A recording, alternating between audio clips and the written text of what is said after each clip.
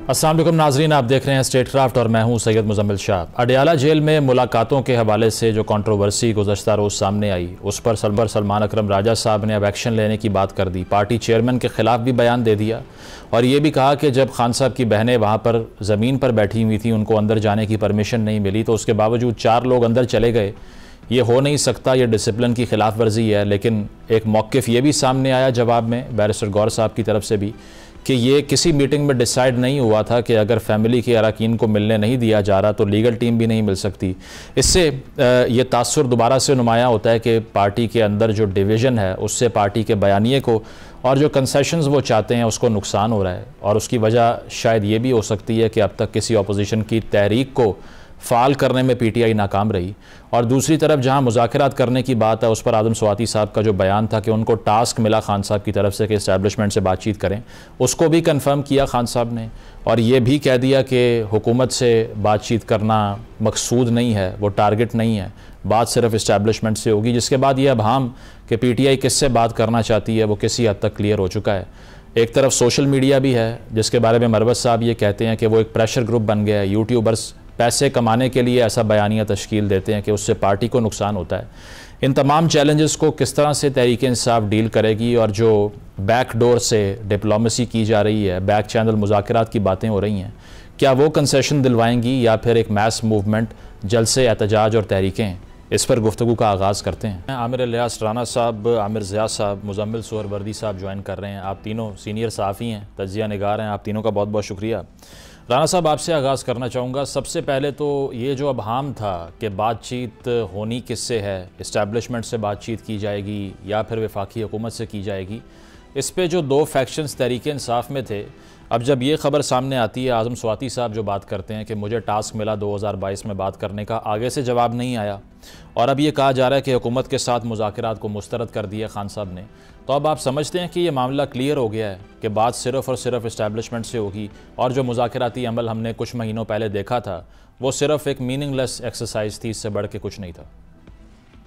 तो जो आपने सवाल किया है वो बड़ी क्लैरिटी है इसमें कि खान साहब हर तरह से कोशिश करते रहे हैं और इनके जो जियाले थे, मतवाले थे, चाहने वाले थे, उन्होंने उस कोशिश को कहा कि खान डटा हुआ है और वो मुज़ाकरात पे मान नहीं रहा। और सबसे पहली जब ये अटक जेल में गए थे तो मुराद सईद के एक ट्वीट में आई थी बात कि खान को ऑफ़र की गई है। फिर ये बात खान साहब ने अडयाला जेल में साफ़ियों से भी कही कि मुझे अटक जेल में ऑफ़र की गई थी। अच्छा जी, वो ऑफ़र किसने की, क्या हुई? और ये फिर तकरीबन 2 महीने हो गए शायद, मैंने उस पर ट्वीट किया था कि अडयाला जेल के बाहर की सरगोशी जो अब उन्होंने खुद बोली है दोबारा बैरिस्टर गौहर ने कि 26 नवंबर के बाद मेरी एक और मुलाकात हुई थी। तो लोगों ने, साफ़ियों ने पूछा कि किससे हुई थी, तो उन्होंने कहा आर्मी चीफ से तो नहीं हुई, निचले लेवल पे हुई थी। और जवाब ये आया था कि आप खामोश हो जाएं, फिर आपके साथ चीज़ें तय की जा सकती हैं। और जब मैंने ये बात खान साहब से कही तो उन्होंने कहा तुम्हें किसने भेजा था? तो मैंने कहा जी आपने भेजा था। उन्होंने कहा तुम कोई सियासतदान हो? उन्होंने कहा जी आपने कहा तो मैं गया हूं ना। अच्छा। उस बेचारे नामजद चेयरमैन ने अपनी बेबसी का इजहार किया कि मेरे साथ तो ये हो रहा है। तो उनके साथ कल नामजद सेक्रेटरी जनरल ने भी वही कुछ किया कि जो लोग गए हैं वो इताअत में नहीं थे, ताबे फरमान नहीं थे। सेक्रेटरी जनरल साहब वो एक और चेयरमैन बने हुए हैं, सलमान अकरम राजा साहब। पहले उन्होंने शेर अफजल की छुट्टी कराई, फिर फैसल फरीद की कराई, अब वो पार्टी के चेयरमैन के पीछे हैं जो उनके हैं। और साथ ही उन्होंने बैरिस्टर अली जफर की भी तसल्ली करके रख दी कि आप होते कौन है मुलाकात करने वाले खान साहब से। अब जो बाहर आके एक स्टोरी सुनाता है, चाहे वो हों आजम स्वाति साहब, चाहे हों वो अली जफर साहब, चाहे हों वो बैरिस्टर सैफी, ये सारे के सारों को इन्होंने गद्दार डिक्लेयर कर दिया। इन्होंने से मुराद पीटीआई के अपने लोगों ने और सोशल मीडिया इन्फ्लुएंसर्स ने जो यूट्यूब का कारोबार करते हैं, उन सब ने ये धंधा बनाया है। और कि चूंकि उनकी मर्जी की नहीं होती, और आपको पता ही है सबको, सारे शुरका को, बाकी तीनों को भी, कि आजम स्वाति ने ये 22 वाली बात क्यों सुनाई, इसलिए कि उनको गाली एक किस्म की दे दी गई कि तुम झूठे हो, तुम किसी और के कहने पे मिले हो, तुम खान साहब के खैर खान नहीं हो। तो उन्होंने कहा यार ये तो मुझे खान ने उस वक्त भी बात कही थी कि बातचीत करो और आज भी। तो मेरी बैरिस्टर साहब से ईद वाले दिन की जो इनकी मुलाकात थी उसके बाद बात हुई थी बड़ी तफसील से। उन्होंने मुझे भी बताया था कि खान साहब ने बिल्कुल कहा है कि बातचीत के मैं हक में हूँ, पीटीआई को पार्टी के तौर पे तस्लीम करें और मैं पाकिस्तान के मफाद के लिए बात करने को तैयार हूं। लेकिन ये जवाब उनके पास भी नहीं था, बैरिस्टर साहब के पास, कि क्या दूसरी पार्टी तैयार है। तो मैंने जब पूछा और फिर मैंने खबर भी दी कि उन्होंने कहा जी ट्रस्ट डेफिसिट मौजूद है, लैक ऑफ कॉन्फिडेंस मौजूद है। तो इन 10 दिनों में कोई नया कॉन्फिडेंस तो पैदा नहीं होना। बिल्कुल। तो खान साहब को खुद ही तय करना पड़ेगा मेरे हिसाब किताब में कि अपनी पार्टी के अंदर तो उन्होंने बहुत दरारें डाल दी हैं। किसी को कह के कि जी आप डी चौक चले जाएं और किसी को कह के कि आप संजानी चले जाएं। ये उनकी पॉलिसी बतौर वजीर आजम भी थी कि उन्हें पता था कि ये अपारे में जाएंगे, ये जाएंगे GHQ में। ये वजीरों की बात कर रहा हूँ। तो उनको वो वही कहानी सुनाते थे जो इन्होंने जाके उनके ख्याल में बयान करनी होती थी, कि उनको इतना इल्म था कि ये किस किस के साथ पैवस्त हुए हुए हैं। इनके जो बूटे इनके पास आए हुए हैं ना, वो कलम लगा के जो इनके पास भेजे गए हैं। तो खान साहब की उस वक्त सारी, वो कहते हैं ना, पुठियां भी सीधियां चल रही थी। तो अब मसला बन गया उनके। बिल्कुल, मुलाकातों की जो आप बात कर रहे हैं ना, वो भी इंपॉर्टेंट पॉइंट है। राजा साहब ने जो किया उस पर मैं आता हूं, लेकिन आमिर ज़िया साहब आपकी तरफ आऊँगा। ये अगर तो कहा जाता है कि ये सिविलियन सुप्रेमेसी की एक स्ट्रगल थी, ये डेमोक्रेसी की जो स्पेस थी या पार्लियामान की स्पेस थी उसको रिक्लेम करने की स्ट्रगल थी, तो इस स्ट्रगल से सारे डेमोक्रेट बाहर हो गए हैं और बात सिर्फ इस्टेब्लिशमेंट से की जाएगी।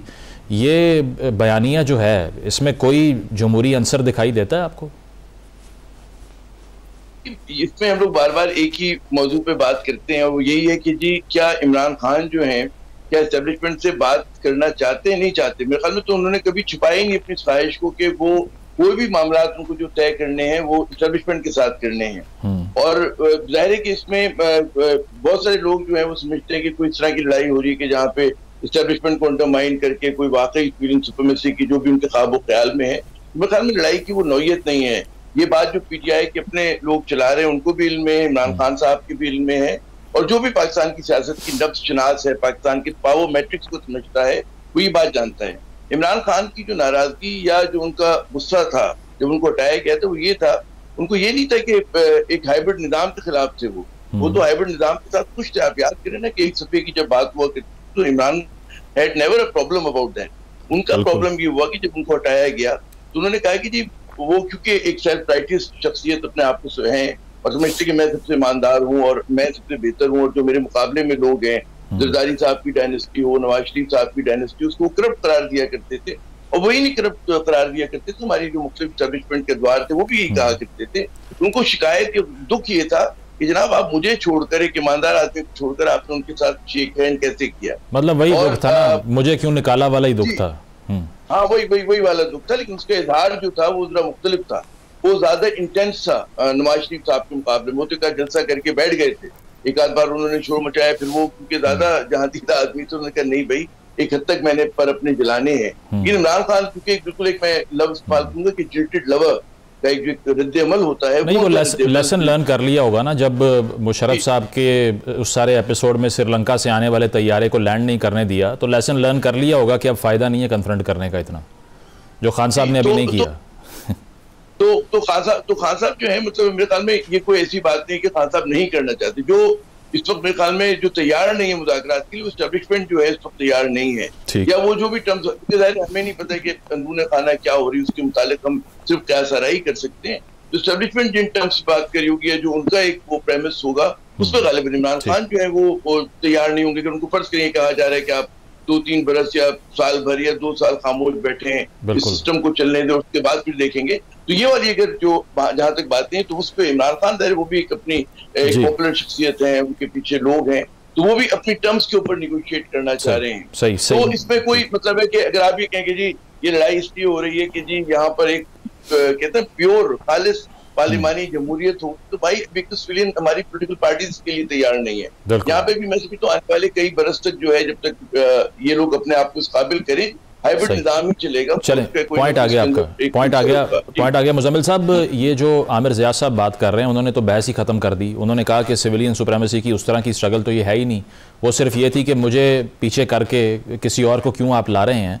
तो फिर जो सोशल मीडिया पे ट्रेंड चलते हैं या कारकुनान को जिस तरह से ब्रेन वॉश किया जाता है, गोली क्यों चलाई का ट्रेंड आप देख लीजिए, या फिर आप ये देख लीजिए कि हकीकी आज़ादी का नारा देख लीजिए, तो क्या कारकुन को पता होता है कि खुफिया मुलाकातें नहीं हो रही, और वहाँ अगर हो रही हैं तो ये सवाल भी नहीं हो रहा कि गोली क्यों चलाई, लेकिन ये सिर्फ कारकुन के लिए ताकि वो सड़क पे आए, अरेस्ट हो जाए, अपनी भी ज़िंदगी बर्बाद करे और वायलेंस का शिकार भी हो जाए।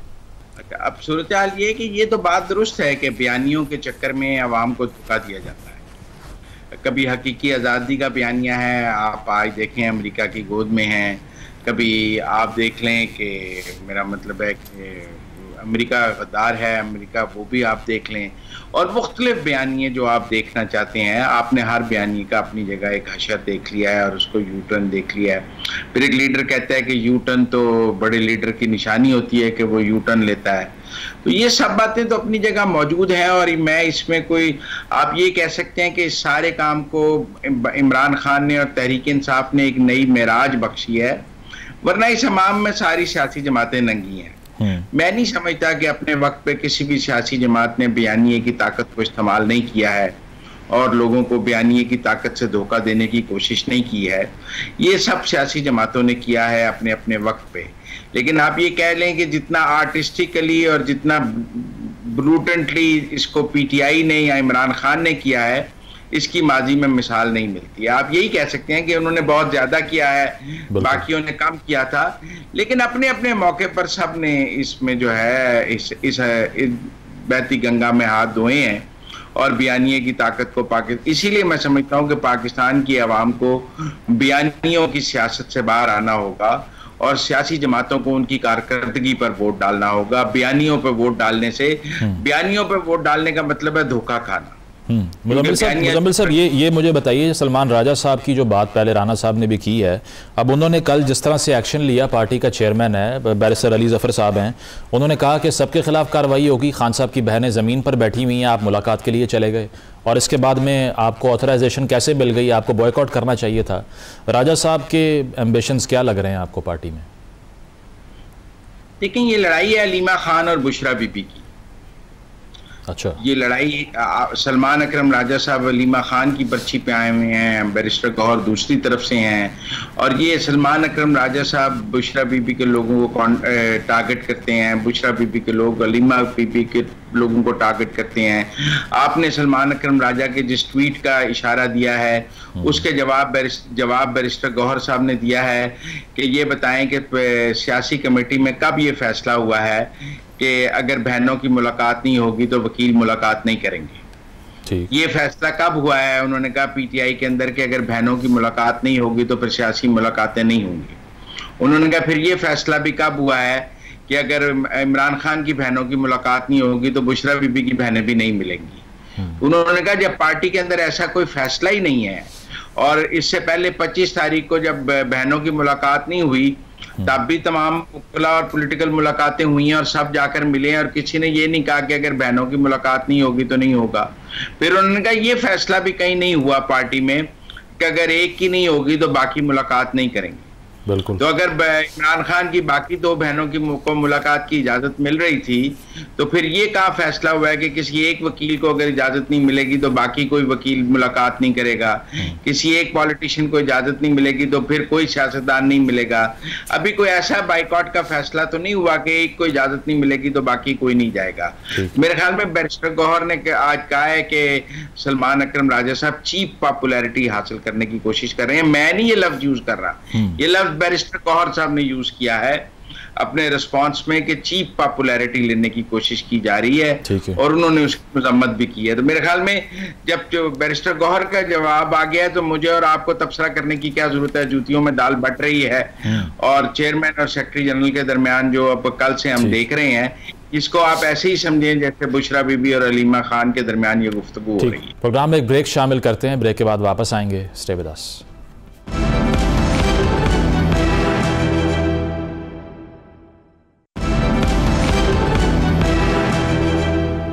वेलकम बैक नाजरीन, डिस्कशन को कंटिन्यू करते हैं। राना साहब आपकी तरफ आऊँगा। मुजम्मिल साहब जो बात कर रहे हैं, अब लगता तो यही है कि अगर अलीमा खान साहिबा को परमिशन नहीं मिली तो उनके कहने का मतलब ये है कि जो बुशरा साहिबा का फैक्शन है पार्टी के अंदर वो डोमिनेट कर गया, इसलिए ये हो नहीं सका। और राजा साहब का ये बयान कि आपको प्रिंसिपली बॉयकॉट करना चाहिए था अगर उनकी मुलाकात नहीं हुई। गंडापुर साहब ने कहा कि आप अडियाला से 80 किलोमीटर दूर वीराने में उनको छोड़ाए हैं, तो उन्होंने कहा कि इसका हम हिसाब लेंगे जब हम वापस आएंगे। तो इतनी कन्फ्रंटेशन के बावजूद आपको लगता है लॉयर्स का मिलना नॉर्मल है, या फिर यही जो 2 ग्रुप्स वाला आर्गूमेंट है आप इसको सपोर्ट करते हैं? मैं सारे आर्गूमेंट्स को सपोर्ट करता हूँ। अच्छा, खवातीन को बाकायदा जेल के सामने से जब लिया गया था तो उन्हें कहा गया था कि हम आपको फेस सेविंग दे रहे हैं, आप आ जाएं, गाड़ी में बैठ जाएं और हम आपको छोड़ देते हैं। वो ले गए और वो मार्की में छोड़ा, फिर वो बाहर नहीं निकल रही थी वहाँ से। तो सीन क्रिएट करने की फिर बाद में कोशिश, उन्होंने कहा जी पुलिस वालों ने साफ कहा कि आपके फ़ोटो बन गए, सब कुछ हो गया, बस अब आप चले जाएँ कि आपको पुलिस ने उठा लिया है। क्योंकि कोई डंडा डोली तो नहीं हुई थी वहाँ पे ख़वातीन को, मतलब वो खुद ही आपने देखा है वीडियो में कि बैठ रही हैं वहाँ पे जाके, उसके अंदर बहनें भी और दूसरी भी जो भी लोग आए हुए थे।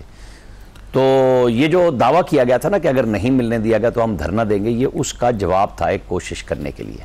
अभी जो बात सिविलियन सुपरमेसी की हो रही थी, देखें पाकिस्तान के अंदर इस वक्त जिसको हाइब्रिड रजीम कह के और सबसे ज़्यादा रिडिक्यूल किया जा रहा है, यूसुफ रज़ा गिलानी ने सबसे पहले चैलेंज किया हालिया तारीख में, जब उन्होंने कहा रियासत के अंदर रियासत नहीं हो सकती। फिर उसका अमली मुजाहरा बगैर बोले नवाज शरीफ ने किया।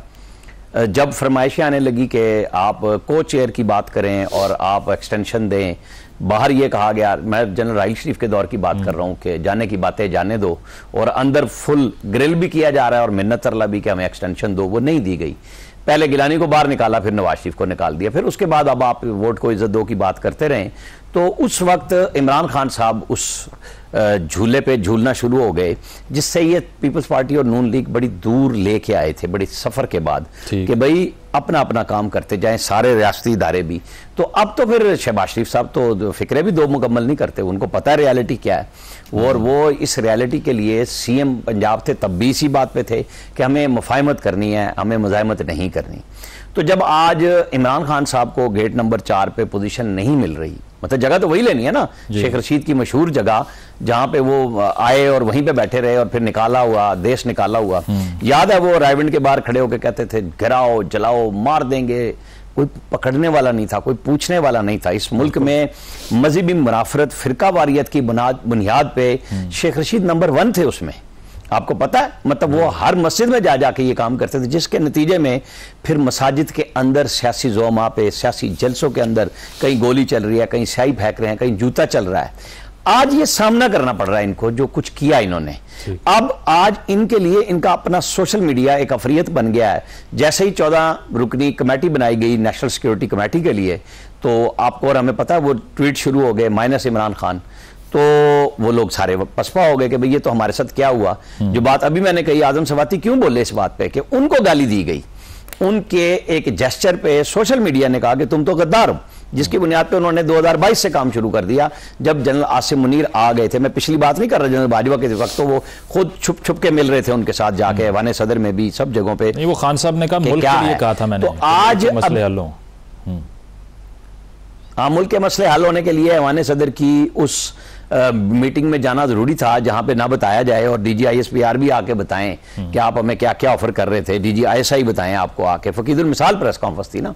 तो अब आपने जब मजबूर किया, आज आप यहां आए, आपके लोग जो पैसे कमा रहे हैं आपके नाम पे वो तो आपको डटा हुआ कह रहे हैं, लेकिन जो सियासी लोग हैं वो तो चाहते हैं ना कि सियासत का रास्ता सियासत से बनता है। आप रियासत को गिरा के नहीं सियासत कर सकते, वो आप कोशिश कर रहे हैं, आपके लोग कोशिश कर रहे हैं, वो नहीं बन रहा। आपका डबल बयानिया पिट चुका हुआ है, लोगों को ये बात समझ आ गई है।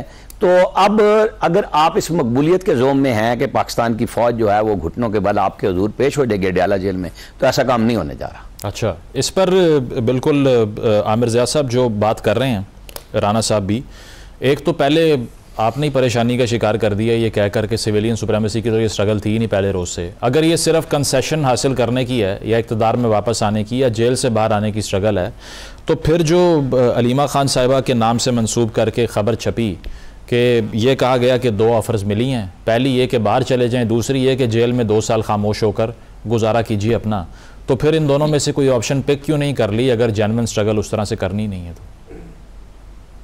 देखिए, अब ये जो है कि ऑफर्स की बात हो रही, डेफिनेटली जब इमरान खान कोशिश कर रहे हैं तो उनको भी कुछ ना कुछ ऐसी काउंटर ऑफर हो रही है कि जो उनके लिए नाकाबिल कबूल है। उधर है कि अगर वो बाहर जाएंगे तो फिर उनमें और नवाज शरीफ साहब में कोई फर्क नहीं रह जाएगा। अच्छा, 2 साल खामोशी से अपने घर में बैठना है, जेल में बैठना, वो भी उनको जो है कबूल नहीं है। बात क्यों थी यहाँ पर, बात ये नहीं होनी चाहिए कि जी कौन घुटने टेकेगा, पाकिस्तान को किस चीज की जरूरत है, ये सवाल है। और ये जो बातें हम लोग कर रहे हैं ना कि PTI में इख्तिलाफात हैं, ये साइड जो है, ये फुटनोट ऑफ हिस्ट्री होगा आगे चल के जब हम 5 साल 10 साल के बाद देखेंगे।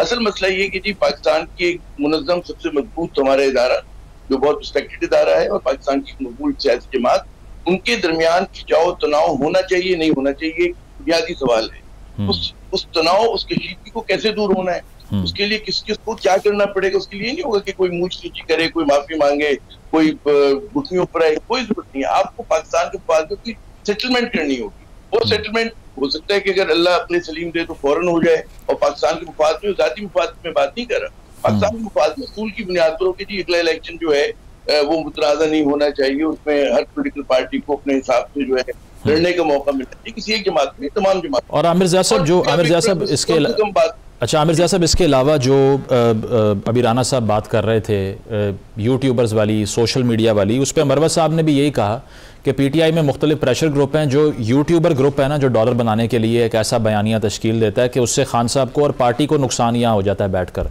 आपको लगता है बहुत बड़ा मसला है ये, और वो आउट ऑफ कंट्रोल हैं, पार्टी की जो लीडरशिप है वो भी उन्हें कंट्रोल नहीं कर सकती?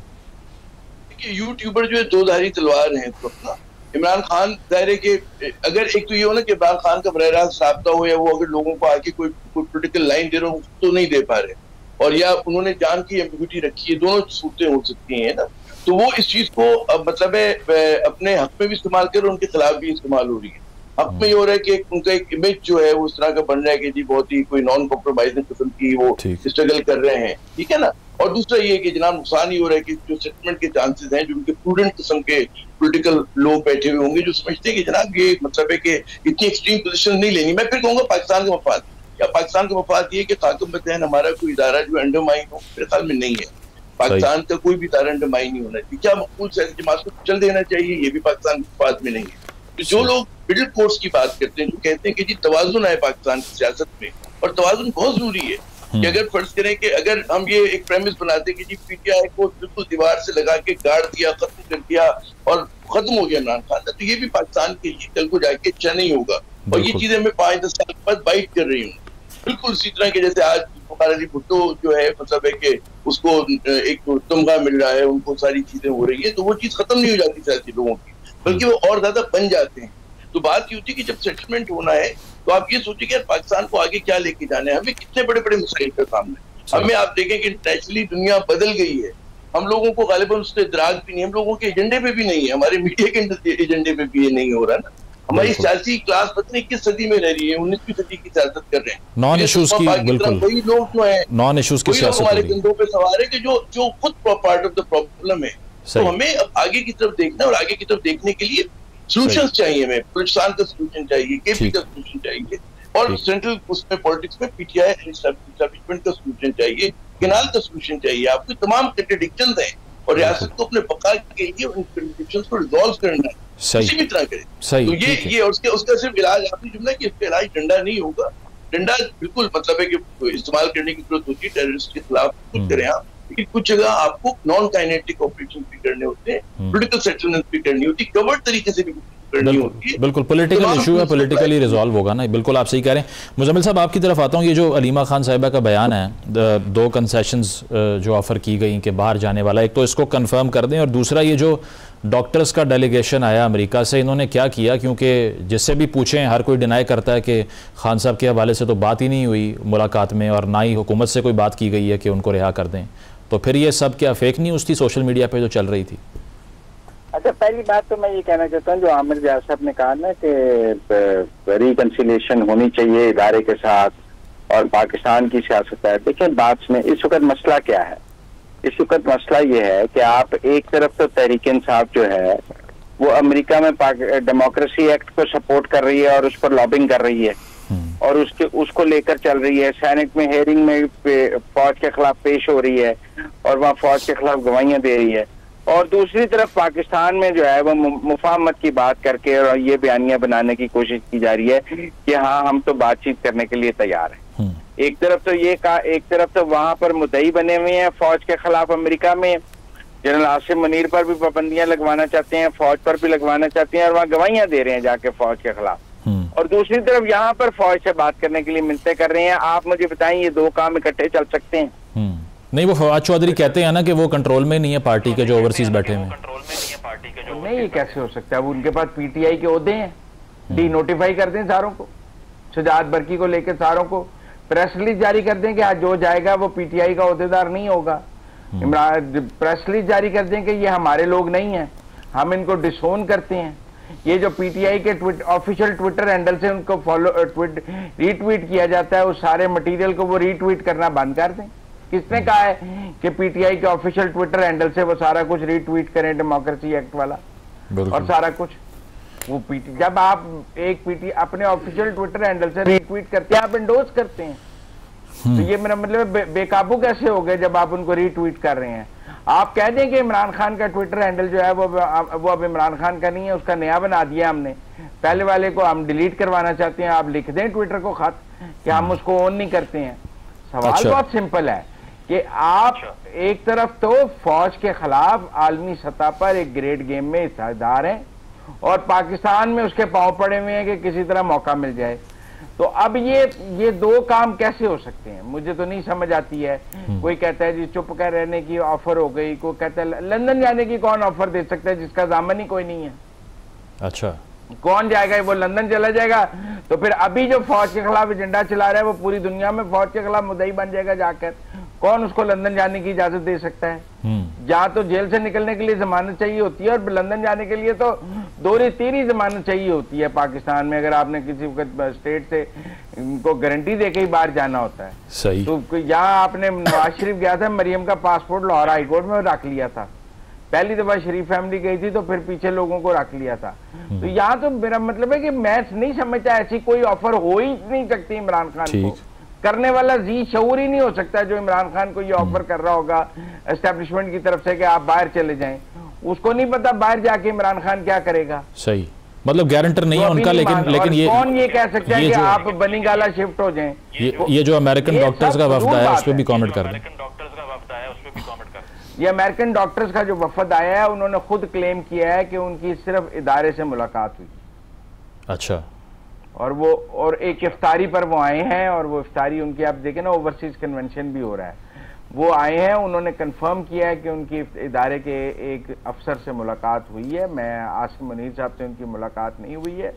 उसमें ओवरसीज को एंगेज करने की बात हुई है कि किस तरह पाकिस्तानी डायस्पोरा को जो अमेरिका में है, लंदन में है, उसको एंगेज किया जाए और उसको पाकिस्तान के साथ दोबारा कनेक्ट किया जाए। इसीलिए हम एक ओवरसीज कन्वेंशन देख भी रहे हैं जो आने वाले इसी माह में को 20 तारीख को होने भी जा रहा है, वो उस तनाजुर में है। मुझे नहीं लगता कि उनको कोई इमरान खान की वो कोई ऐसा नहीं था कि उनसे इमरान खान की रिहाई की बात हुई होगी।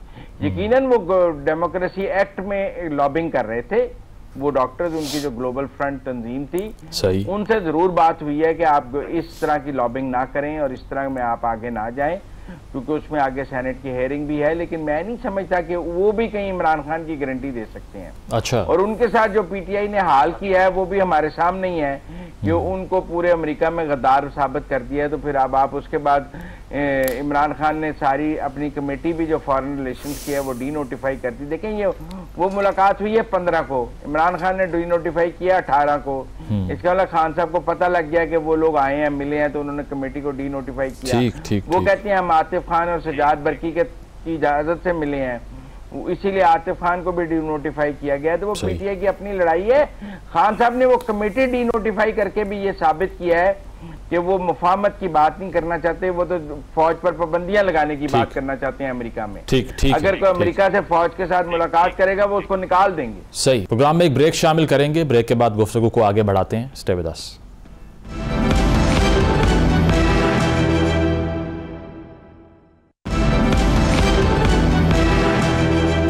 वेलकम बैक नाजरीन, पैनल हमारे साथ मौजूद है, डिस्कशन को कंटिन्यू करते हैं। फिर राना साहब, ये जो बात मुजम्मिल साहब कर रहे हैं गारंटर ना होने की, पाकिस्तान की तारीख भी यही बताती है कि भुट्टो साहब के अगेंस्ट जो कुछ हो रहा था, मुख्तलिफ हेड्स ऑफ द स्टेट्स ने फ़ोन किए बाहर से।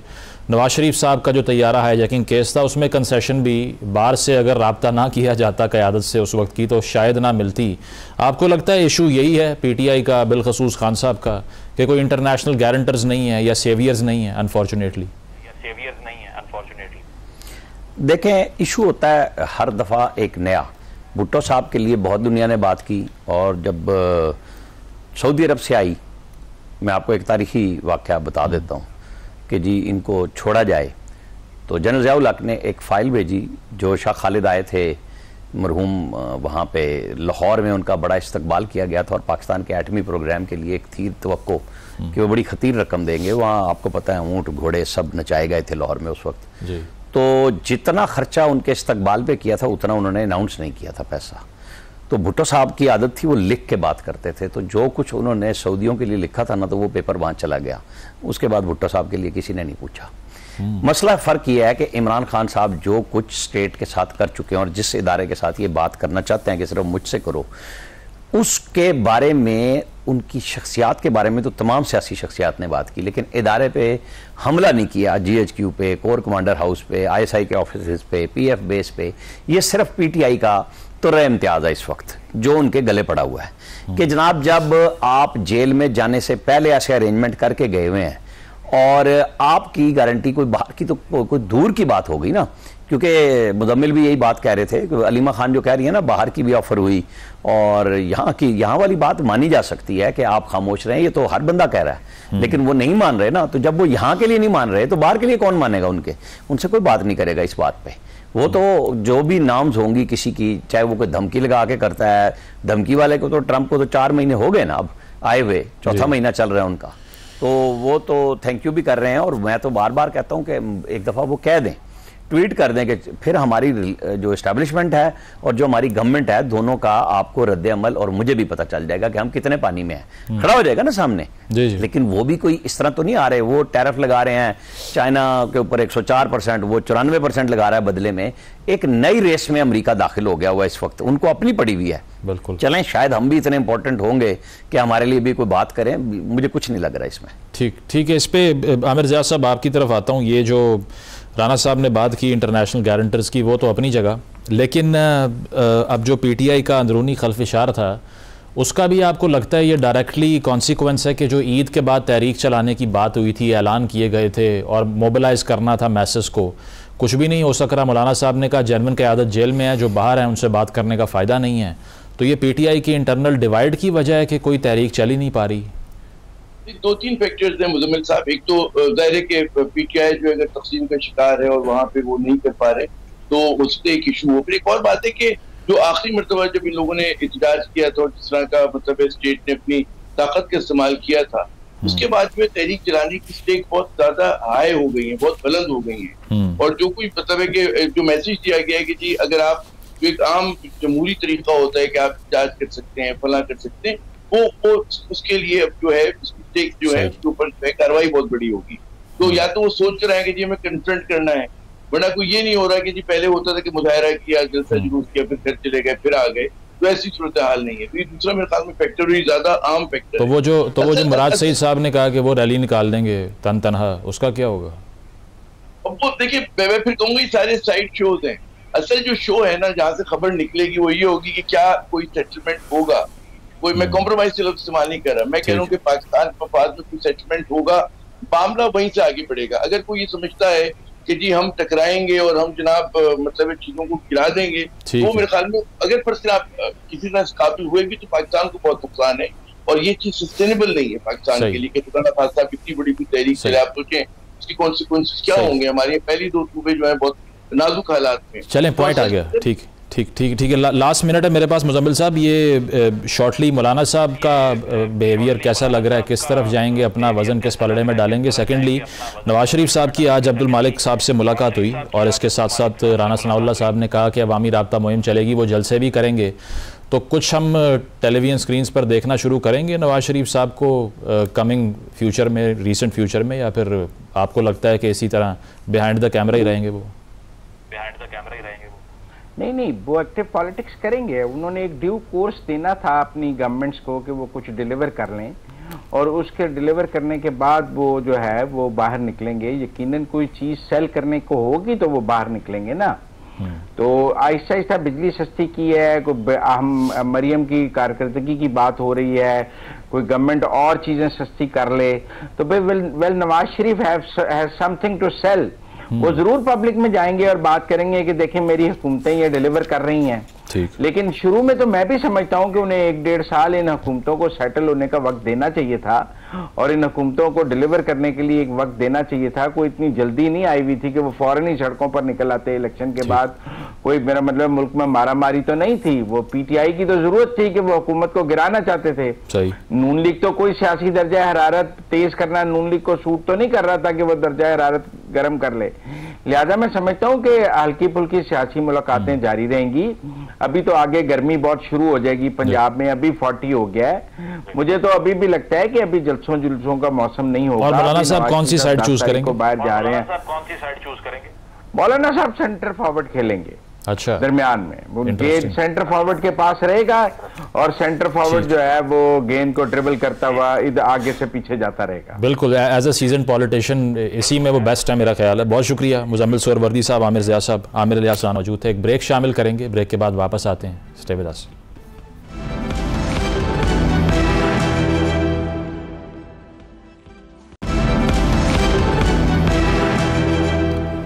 नाज़रीन, प्रोग्राम आपने मुलाहिज़ा किया, फीडबैक ज़रूर दीजिएगा। इजाज़त दीजिए, अल्लाह हाफ़िज़।